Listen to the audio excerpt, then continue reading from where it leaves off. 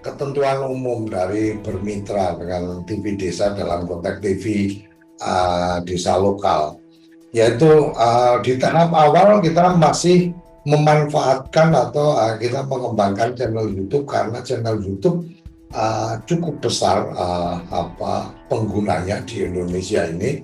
Lebih dari 80% orang Indonesia itu memiliki akses ke YouTube. Jadi di tahap awal itu kita kembangkan channel YouTube dengan nama TV Desa Lokal.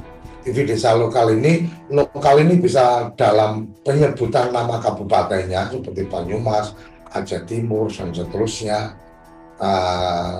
Simalungun atau apapun itu. Ada juga yang kemudian opsinya bukan nama dari kabupaten, tapi nama khas atau nama yang unik yang menjadi identitas. Seperti kita lihat umpama ada di Magelang itu ada Kabupaten Magelang, ada Kota Magelang. Apakah kemudian teman-teman yang nanti di wilayah Magelang ini tertarik untuk menggunakan nama TV Desa Magelang atau TV Desa Mungkit atau TV Desa Borobudur? Ya nanti kita diskusikan. Kenapa kemudian ini didiskusikan? Karena yang akan melekat di situ adalah nama adat TV desanya. Jadi logo TV desa yang warna merah itu, lingkaran itu kami sudah mempunyai hak merek. Jadi hak merek kami sudah ada di tangan kami hak merek itu. Jadi siapapun tidak bisa menggunakan logo itu kecuali dari kita. Oleh karenanya di logo itu ada tambahan nama lokalnya. Ketentuan umumnya adalah bagaimana menggunakan logo identitas TV desa itu menjadi hak yang kita berikan. Kemudian kepemilikan channel YouTube. Jadi YouTube yang kita kembangkan adalah YouTube branding, YouTube bisnis, channel bisnis, bukan channel personal. Sehingga kalau channel bisnis itu bisa dikelola oleh banyak orang. Nah, karena pengelolanya banyak orang, maka kemudian di YouTube itu membuat ketentuan bahwa YouTube branding atau channel itu harus ada ownernya, yang lain hanya manajer. Nah, owner dari TV Desa Lokal itu adalah PT Kinarya Desa Raharja. Jadi, kenapa kami harus mengamankan itu? Karena ketika mungkin secara pengelolaan ada sesuatu dan seterusnya, maka teman-teman pengelola bisa di-remove dari manajemen konten itu. Kira-kira seperti itu. Kemudian pengelola memiliki hak akses menjadi manajer dalam channel itu. Kemudian TV Desa melakukan pendampingan dan peningkatan kapasitas. Jadi, apakah hanya kemudian membuatkan channel habis itu dilepas? Enggak. TV Desa tidak akan melepas begitu saja, karena konsepnya TV Desa adalah menjadi hub terkoneksinya semua channel-channel itu dan juga menjadi bagian dari katalisator atau meningkatkan kapasitas. Kita juga melakukan tahapan-tahapan pendampingan dan penguatan. Jadi nanti akan diajari ketika Anda mengelola channel, maka diajari bagaimana membuat deskripsinya, bagaimana ketika melakukan upload, bagaimana supaya kemudian ketika mengangkat profil desa, umpamanya diupload di channel itu, maka kemudian menjadi lebih mudah. Orang searching di YouTube dengan nama desa itu kemudian akan mendapatkan temuan di awal dari channel kita dan seterusnya. Itu akan dilakukan pendampingan, akan dilakukan pelatihan-pelatihan sampai dengan bagaimana cara memproduksi konten. Nah, sisi yang lain adalah ada ruang, ada kemungkinan kemudian pengembangan channel ketika ada program yang menarik, yang dikembangkan, dikonsultasikan dengan kita, maka pada saat sudah sampai pada ketentuan yang sudah kita buat, maka program dari channel TV Desa Lokal ini akan kita tayangkan di TV Desa. Nah, TV Desa tayang di mana? TV Desa tayang di aplikasi kita ada, di website kita ada, aplikasi kita ada di Genflix yang sudah lebih dari 1 juta downloader aplikasi, dan kemudian TV Desa juga tayang di satelit. Nah, yang lain yang menarik adalah nanti TV Desa juga akan mencoba mengkomunikasikan kepada para pihak untuk kemudian tayangan-tayangan yang menarik dari produksi TV Desa lokal ini bisa dimanfaatkan oleh channel-channel TV yang lain.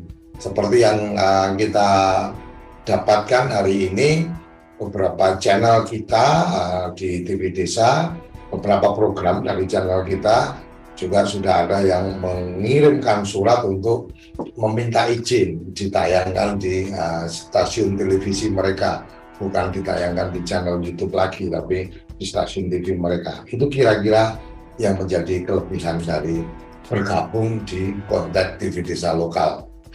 Kemudian ada hak bisnis. Pak D, ketika bicara tentang mengembangkan channel itu kan ada bisnisnya, ada adsense-nya, ada promos, ada iklan yang masuk dari YouTube dan seterusnya. Ya, betul. Dan itu butuh waktu, dan itu bukan gampang. Tetapi apabila kerabat desa bergabung memang orientasi awalnya adalah monetis, maka kita rekomendasikan membuat channel sendiri, jangan channel TV Desa Kabupaten umpamanya. Kenapa? Karena kalau orientasinya lebih pada bagaimana subscribernya tinggi kemudian dapat duit dari YouTube, maka ketika kemudian pertumbuhannya lambat, ini akan membuat semangatnya jadi down, semangatnya jadi berkurang. Nah, kalau semangatnya jadi berkurang, akhirnya channel tidak dilurus. Ini sayang sekali, kita tidak ingin seperti itu. Oleh karenanya, yang bergabung, yang siap bergabung di TV Desa lokal atau mengembangkan channel TV Desa lokal, yang kita harapkan adalah mereka-mereka yang berpikir mendapatkan manfaat, bukan mendapatkan keuntungan di awal. Beda ya kerabat desa antara manfaat dan keuntungan. Keuntungan itu ada duitnya, manfaat itu tidak mesti duit, tidak mesti material. Manfaatnya apa? Oh, jadi tahu cara mengelola channel YouTube. Jadi tahu bagaimana kemudian kalau memproduksi tayangan. Jadi tahu kemudian bagaimana kalau ingin mengejar supaya di pencarian menjadi lebih gampang dan seterusnya. Kelas-kelas itu akan kita lakukan, termasuk juga ketika kemudian memproduksi news itu beda dengan bikin feature dan seterusnya. Ini akan ada di TV Desa lokal, pengelola lokal. Dan satu lagi, TV Desa lokal ini tidak kemudian dimiliki oleh satu orang, tetapi ini akan dikelola bersama-sama. Kira-kira itu. Berikutnya kita akan melihat tentang apa yang sudah atau yang sudah berjalan hari ini. Channel-channel apa saja yang sudah berjalan di TV Desa dalam beberapa waktu ini. Setidaknya ada 5 channel awal yang menjadi rintisan kita. Ada Karikolot, ini nama desa, Cibinong itu nama satu kecamatan, Jember, Banyumas, Trenggalek. Ini 3 kabupaten yang kemudian mendeklarasikan atau menyatakan siap untuk memulai. Oleh karenanya langsung kita mulai dengan 3 itu, dan kemudian alhamdulillah hari ini sudah bergabung sampai pagi tadi yang kita terima.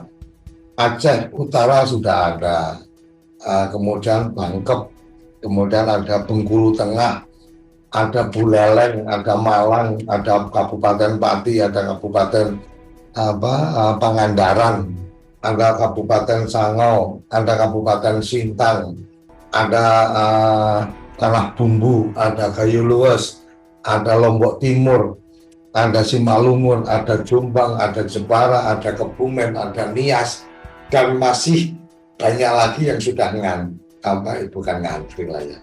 Kesannya kok jadi kayak jualan apa, yang sudah mendaftarkan atau menyatakan ketertarikannya.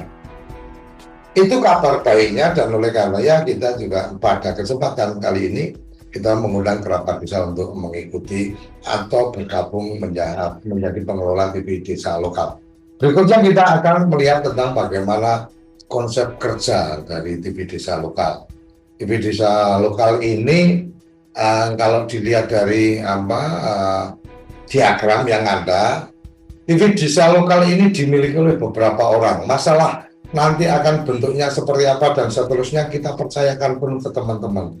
apakah kemudian yang mengelola bersama-sama itu membuat koperasi, apakah kemudian bersama-sama itu menyepakati ini menjadi bagian dari bisnisnya BUMDes, ataukah kemudian membuat perusahaan atau apa, monggo silakan. Tapi opsinya lebih pada koperasi atau menjadi badan usaha dari desa, harapan kita seperti itu.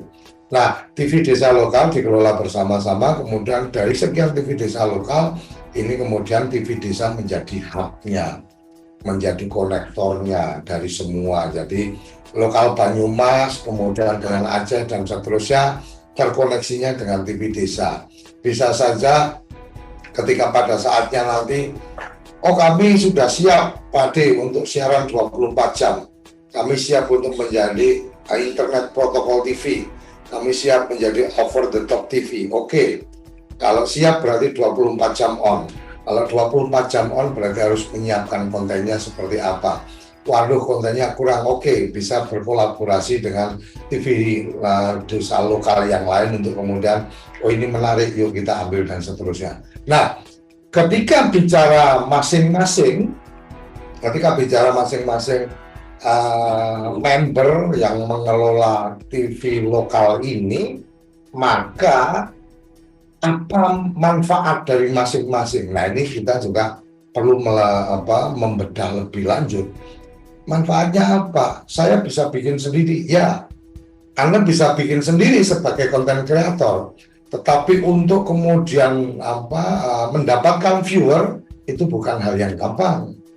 Kecuali Anda memang sudah jadi artis terkenal atau tokoh terkenal dan seterusnya. Tetapi ketika Anda belum jadi orang terkenal, belum jadi public figure, maka perjuangannya sangat berat. Nah, ketika kemudian bersama-sama, setidaknya kita bayangkan ketika ada 5 orang yang mengelola, masing-masing dari 5 ini punya teman dekat yang jumlahnya 10 orang. Maka channel yang dikelola bersama-sama setidaknya mendapatkan 50 subscribe itu dengan waktu yang hitungan menit. Nah, ketika relasi-relasinya cukup luas, ada di sini jumlahnya bisa 10 orang yang mengelola, masing-masing bisa mendatangkan 100 orang, maka 1000 subscriber bisa tembus. Monetize sudah bisa dimulai, tinggal nunggu 4000 jam tayangnya. Nah, ini bagian yang kemudian kenapa yuk kita bersama